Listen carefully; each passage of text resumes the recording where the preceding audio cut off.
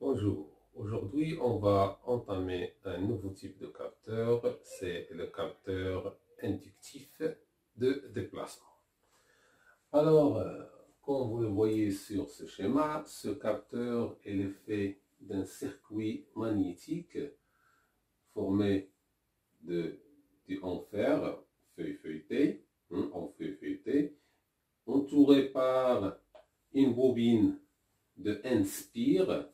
À côté, il y a un petit barreau de la même nature, c'est-à-dire en fer, qui va se déplacer avec tout près de ce capteur-là. La distance qui sépare le barreau et le circuit magnétique qui est sous forme de U, c'est la distance E. Alors, je vais expliquer ici quelques propositions. Alors, on va supposer premièrement que les lignes de champ sont parfaitement guidées, c'est-à-dire la bobine qui est parcourue par le courant I, il va créer un champ magnétique. Les lignes de champ magnétique sont parfaitement guidées, c'est-à-dire elles se permettent de se déplacer le long de ce circuit sans fuite.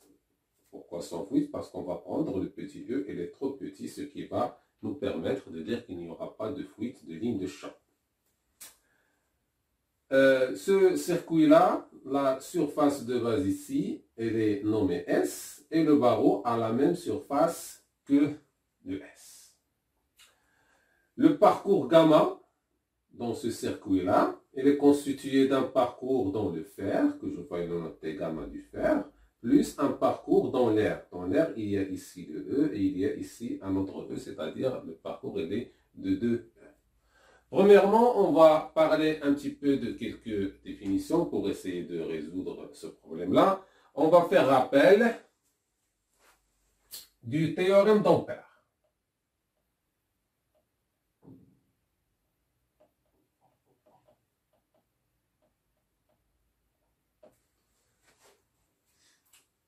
Qu'est-ce qu'il dit le théorème d'Ampère? La définition du théorème d'Ampère, on a ici un parcours gamma. Il dit que la circulation de l'excitation magnétique, l'excitation magnétique c'est le H, le long du contour fermé gamma est égal à la somme algébrique des courants traversant ce contour. La somme algébrique des courants traversant ce contour. Alors, le contour qu'on a ici, c'est le contour gamma, comme vous le voyez. C'est un contour fermé. Alors, la circulation de H le long de ce contour est égale à la somme des courants qui traversent ce contour. Alors, on voit très bien que combien de courants ici qui traversent le contour? Voilà le premier, le second, le troisième. C'est-à-dire, on a N courants, c'est-à-dire N spire qui traverse le contour, c'est-à-dire N courants. Dans ce cas, sigma de NI est égal à N fois quelle est la définition de l'excitation magnétique? Alors, l'excitation magnétique, c'est quoi? À quoi est égale l'excitation magnétique? On va la voir ici. C'est H, la relation entre l'excitation magnétique et le champ magnétique. C'est B sur mu0 fois mu R.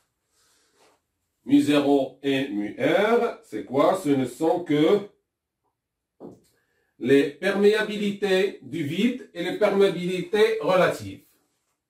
Alors là, on travaille avec du fer, la perméabilité relative du fer, on a déjà dit que c'est 400. La perméabilité du vide, c'est mu0.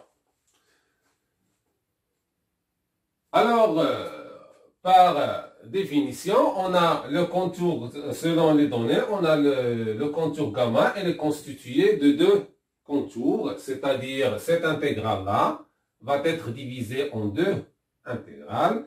Le contour dans le fer plus dans l'air. Alors ici, dans le fer, il y a l'excitation H du fer, D2N. Dans l'air, il y a l'excitation H dans l'air fois D. Le tout qui multiplie N, I. Et finalement, puisque ce sont collinéaires, on va avoir ici H du fer qui multiplie, on a déjà le gamma du fer dans l'énoncé. Le gamma du fer, c'est L, est égal à L. Tandis que le gamma dans l'air, ce n'est que E plus E, c'est-à-dire 2E. H de l'air fois 2 fois E est égal à N. Donc, on va garder cette expression parce qu'on va travailler avec après. Et selon l'énoncé, qu'est-ce qu'on a dit? On a dit que le flux, elle est conservatif. On a déjà l'énoncé. Dans l'énoncé, on vous a déjà donné que le flux du champ magnétique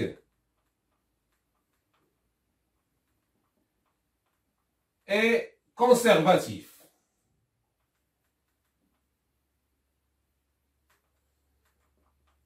C'est quoi conservatif? C'est-à-dire le flux à travers cette surface, le flux magnétique à travers cette surface est le même qui va traverser l'autre surface, c'est-à-dire cette surface. Dans ce cas, le flux du champ magnétique dans le fer est égal au flux du champ magnétique dans l'air.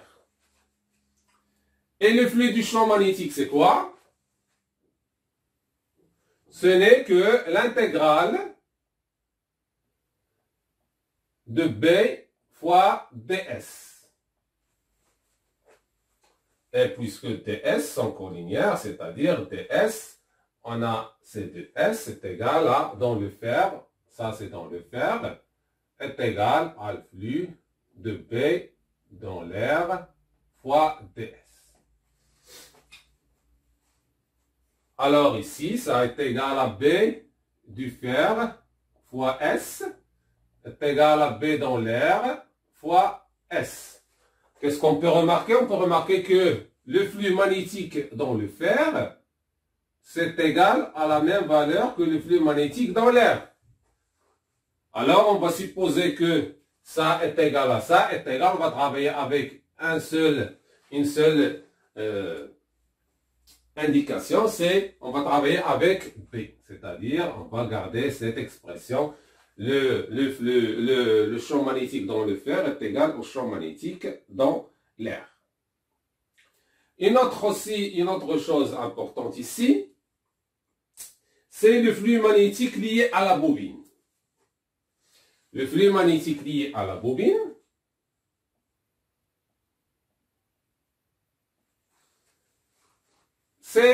la bobine est constituée de N spires, c'est N fois le flux magnétique à travers une seule spire. N fois le flux magnétique à travers une spire. Et le flux magnétique à travers une spire, à quoi est égal? C'est N fois B fois S. Parce que le flux magnétique, c'est l'intégrale de B ds. Alors ça, c'est le flux magnétique à travers la bobine. Et par définition, qu'est-ce qu'on sait pour le flux magnétique à travers une bobine? À quoi est égal? Ça, c'est par définition, on l'a déjà démontré dans les cours de l'électromagnétisme. Le flux magnétique à travers d'une bobine, elle est égal, ou bien elle est proportionnelle au courant qui la traverse. Et le coefficient de proportionnalité, c'est quoi? C'est le L, c'est l'inductance. L. Alors, dans ce cas, cette relation avec l'autre, celle-ci avec ce qui est en haut, nous montre que LI est égal à NBS. Voilà, on a trouvé une relation qui lie l'expression de la bobine, L, l'inductance, et le courant et le champ magnétique P. Maintenant, qu'est-ce qu'il nous reste à faire? Il nous reste à faire, à déduire, parce que nous, qu'est-ce qu'on va chercher? On va chercher la bobine, l'expression de L. C'est ce qu'on cherche. C'est ça le but de cet exercice. Pourquoi le but de cet exercice? Parce que on va voir évidemment que lorsque le barreau va se déplacer, la distance E va changer et le L va changer. Et nous, ce capteur-là, qu'est-ce qu'il nous donne comme information? Il va nous donner l'information qu'on va récupérer de ce capteur-là, c'est la variation de L. Et la variation de L, elle est due à quoi? À la variation de E. Et nous, qu'est-ce qu'on cherche? On doit chercher la relation entre le L et le E. Comment le L varie si le E varie? C'est pour cela qu'on l'a appelé un capteur inductif de déplacement. Alors, on va essayer de faire le calcul.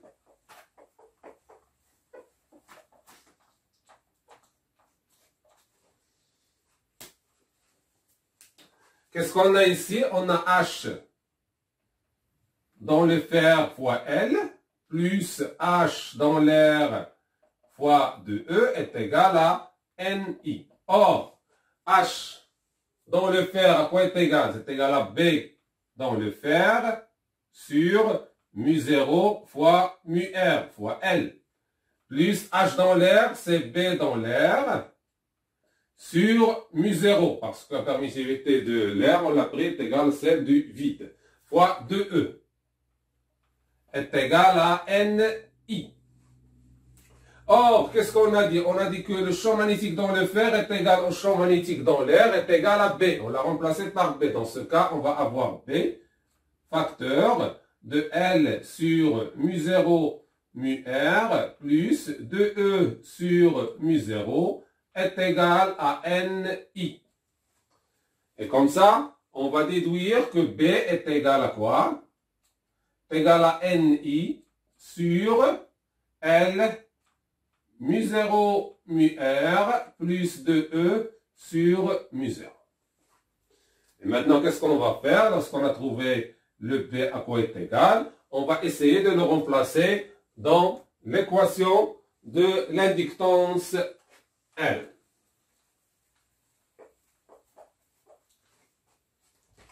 Dans ce cas, L est égal, selon cette expression, est égal à N BS sur I.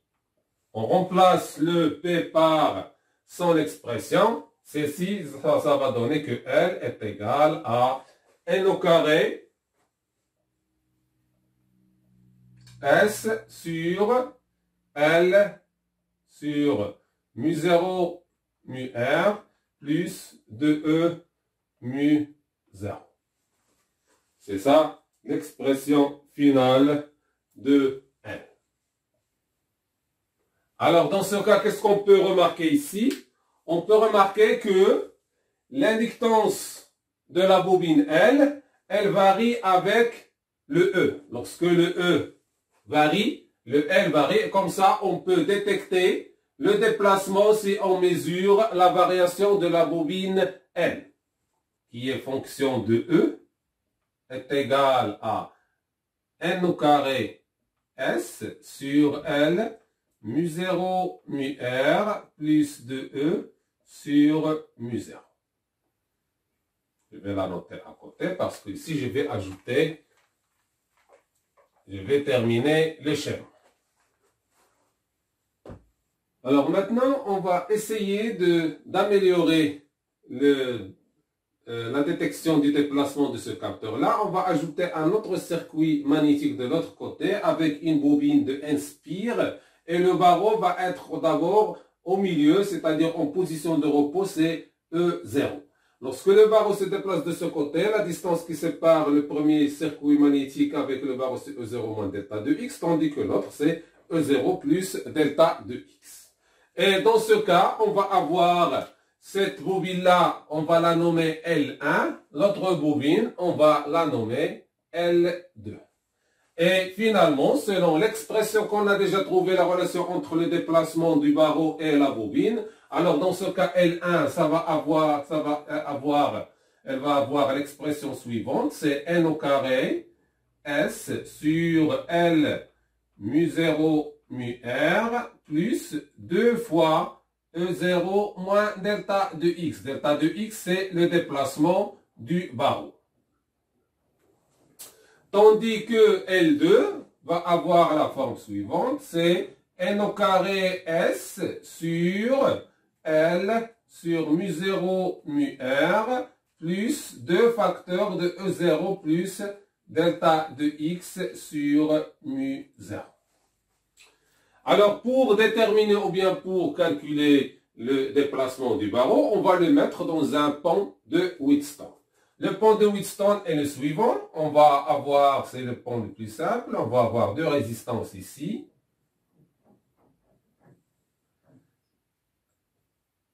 La tension V de G et les deux bobines. On va avoir la deuxième bobine ici et la première. Là, ça c'est L1 et ça c'est L2. Et la tension de mesure, c'est celle-ci, V de mesure. Ça c'est R et ça c'est R. Alors là, la valeur de la tension VG, c'est 10 volts. Ici, V de G qui est égal à 10 volts. On va faire le calcul maintenant. On va calculer V de mesure. V de mesure est égal à V de A moins V de B, c'est-à-dire Z de L1 sur Z de L1 plus Z de L2, V de G, moins R1 sur R1 plus R1, ça fait V de G sur 2.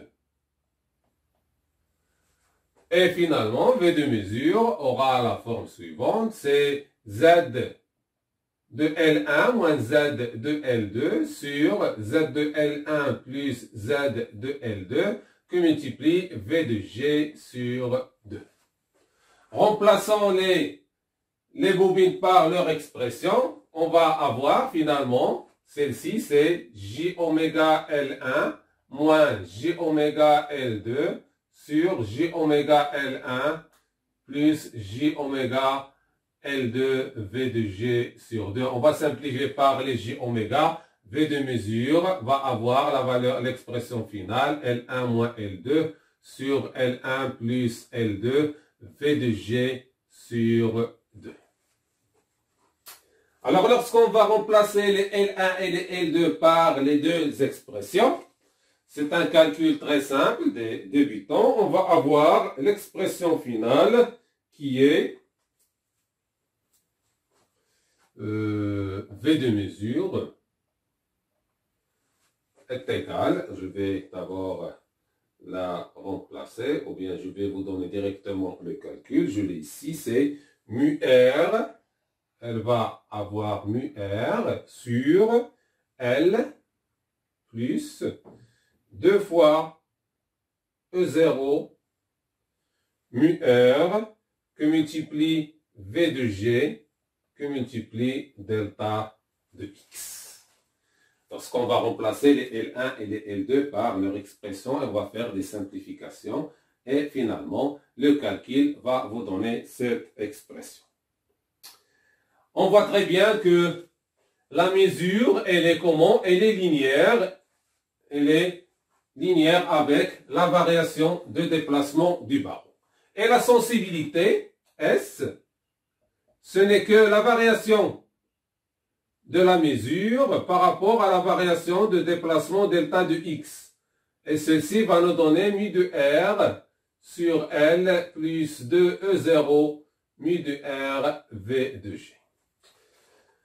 Les données qu'on a, on a L est égal à, pour le calcul numérique, L est égal à 6 cm, E0 est égal à 2 mm, V de G est égal à 10 volts, mu R est égal à 400. Dans ce cas, la sensibilité S est égale, tout calcul fait lorsqu'on va remplacer l'ensemble, ça va vous donner 2410 volts par mètre. Alors, si on va convertir le volt en millivolt et le mètre en micromètre, ça va nous donner S est égal à 2,41 millivolts par micromètre. C'est une sensibilité qui est très importante. Pourquoi? Parce que selon le résultat ici, qu'est-ce qu'on peut remarquer? Que pour un déplacement d'1 micromètre, qu'on n'arrive pas à le voir à l'œil nu, à l'œil nu, on peut mesurer la variation d'une tension de 2,41 millivolts. Alors, ce capteur-là, qu'est-ce qu'il permet? Il permet de mesurer les faibles déplacements qui peuvent atteindre même 1 micromètre. Alors, en résumé de ce capteur-là, la première chose que vous devez comprendre, c'est d'avoir des connaissances un peu sur les propriétés et les définitions d'électromagnétisme. Comme on a vu, on a parlé de l'amplificateur de théorème d'Ampère, le flux conservatif, le flux d'une bobine, la relation entre le flux d'une bobine et l'inductance. Et première chose aussi, la deuxième chose qu'on doit savoir, c'est que lorsqu'on a un capteur comme celui-là, il faut trouver toujours la propriété d'un capteur, comment elle varie avec la grandeur physique. Ce capteur-là, sa propriété, c'est quoi? C'est l'inductance L. Alors, on a déterminé comment cette inductance-là peut varier lorsqu'on a un déplacement. Et pour cela, finalement, on a trouvé que cette inductance L, comment elle varie avec le déplacement E. Déterminer la tension et la sensibilité de votre capteur. Ici, on a mis push-pull, c'est pour faciliter le calcul, pour avoir une linéarité de la mesure. J'espère que j'ai tout expliqué en ce qui concerne le capteur d'induction, le capteur inductif de déplacement, et je vous remercie.